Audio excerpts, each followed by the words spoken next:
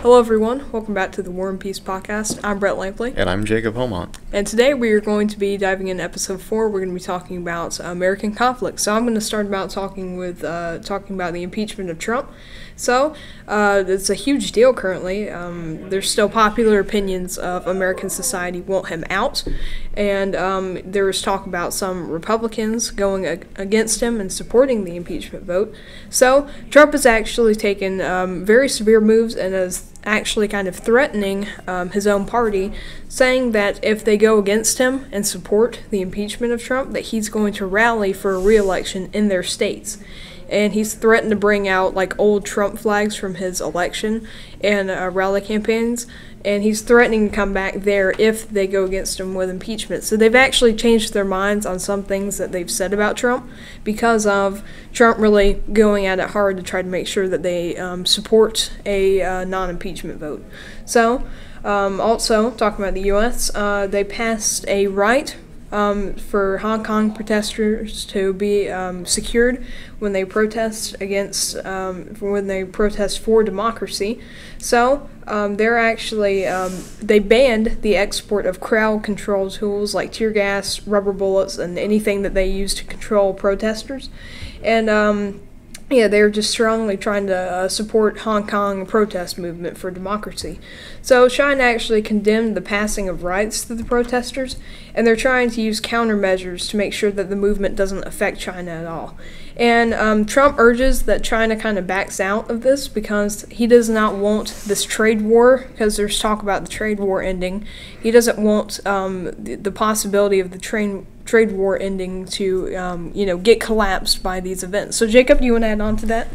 Yeah. I think it's funny because the protesters in Hong Kong, it's like you hear most protests, there's a bunch of university students. They're actually turning their classrooms into weapon manufacturing plants. That's interesting, yeah. They're taking the Chinese supplies and they're housing them in the universities, and then they're making weapons and stuff out of them to fight the Hong Kong police.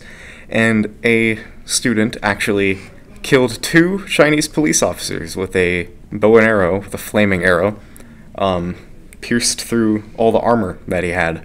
That's kind of interesting. It is very interesting. There's some weird stuff that comes out of this. Yeah, definitely. Going back to America, Beto O Rourke, which is a politician that I got into last time we talked about the U.S. presidential race, he actually dropped out of the Democratic race because of a financial strain with his presidential run, and most definitely the loss of popular support. Back in 2018, he had a flow of many people coming in to back him and then fund his movement, but that's dropped significantly after he's stated what his gun laws would be and the things that he would do for the country, which most people took out of context, or they didn't take it very well at all.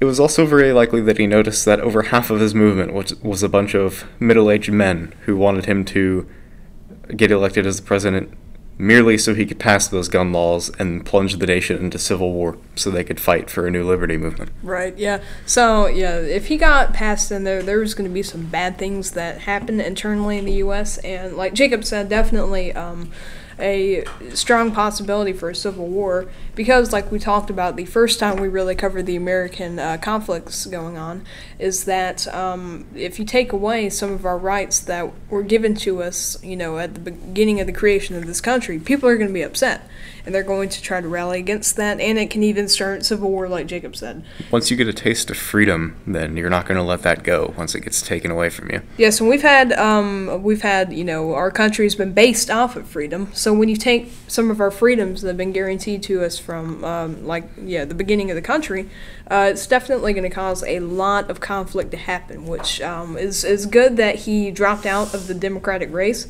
because I personally think it would have it would have gone horribly if he were elected into presidency. Definitely.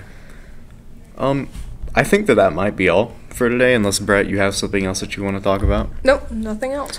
All right. Well, this was the 4th episode of the War and Peace podcast. And remember, kids, choose volleyball over radical Islamic terrorism.